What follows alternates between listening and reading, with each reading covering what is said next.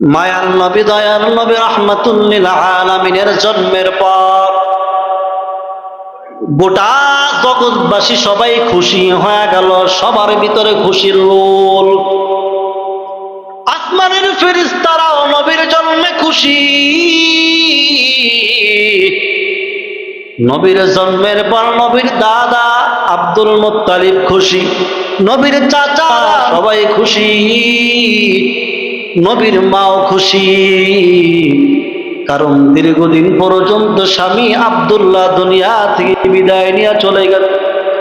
সে আব্দুল্লাহর এমন এক শুভ ফুটন্ত সন্তান দুনিয়ায় জন্মগ্রহণ করেছে, যেই সন্তানের চেহারার দিকে তাকাইলে দুনিয়ার সব ক্লান্তি দূর হয়ে যায়। নবীর জন্মের এই খুশির সংবাদ নবীর একজন চাচা ছিল আবু লাহাব, নাম শুনছেন নাকি? আবু লাহাবের একজন দাসী ছিল। ওই দাসী দৌড়াইয়া আবু লাহাবের ঘরের ভিতরে ঢুকলো। আবু লাহাবের কাছে গিয়া বলল, আবু লাহাব আমার মুনিব, আপনার ভাই আব্দুল্লাহ দীর্ঘদিন হয়ে গেল দুনিয়া থেকে বিদায় নিয়ে চলে গেছে। ওই আব্দুল্লাহর স্ত্রী আমেনার গর্ভে এমন এক সন্তান আজ ভূমিষ্ঠ হয়েছে, যেই সন্তানের মতো কোনো সন্তান দুনিয়ায় আর কখনো ভূমিষ্ঠ হয় নাই। যেই সন্তানের চেহারার দিকে তাকাইলে সকল পেরেশানি সকল ক্লান্তি দূর হয়ে যায়। যেই সন্তানের চেহারার আলোতে চেহারার নুনে কেমন যেন মনে হইতেছে গোটা দুনিয়ার অন্ধকার দূর হয়ে গেছে।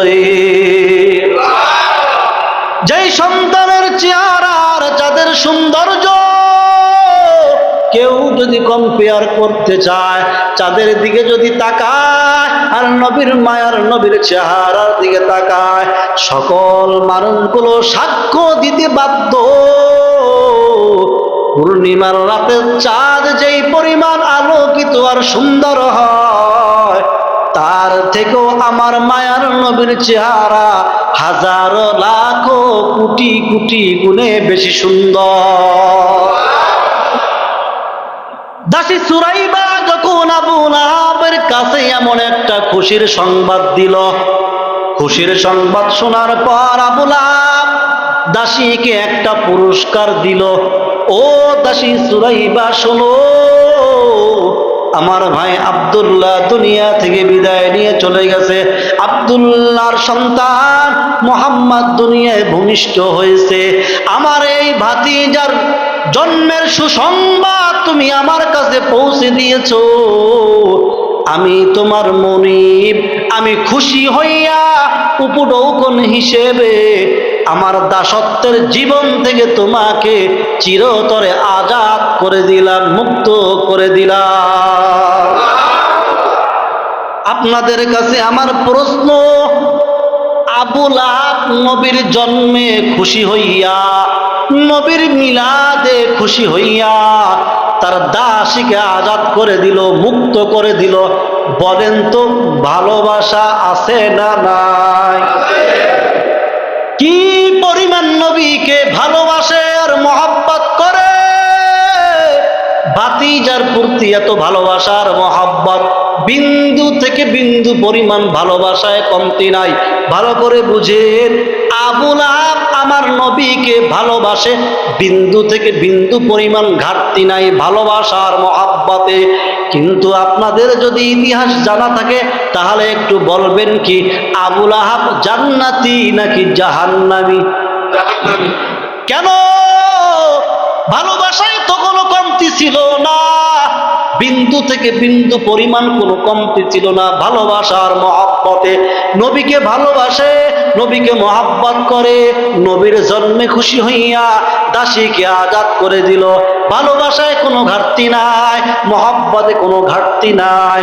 তারপরেও জাহান্নামী কেন? একমাত্র জবাব, নবীকে শুধুমাত্র ভালোবাসতে মহব্বত করছে, কিন্তু নবীর আনুগত্য অনুসরণ অনুকরণ ইতাআত করে নাই। এখান থেকে ফাইনাল জবাব, যারা শুধু নবীকে ভালোবাসবে, মহব্বত করবে, নবীর অনুসরণ অনুকরণ করবে না, নবীর ইতাআত করবে না, তাদের জন্য জান্নাতের দরওয়াজা খুলবে না। জান্নাতের দরওয়াজা খুলতে হলে শুধু ভালোবাসা আর মহব্বত দিয়ে হবে না, অনুসরণ অনুকরণ লাগবে। কথা বলেন ঠিক কিনা?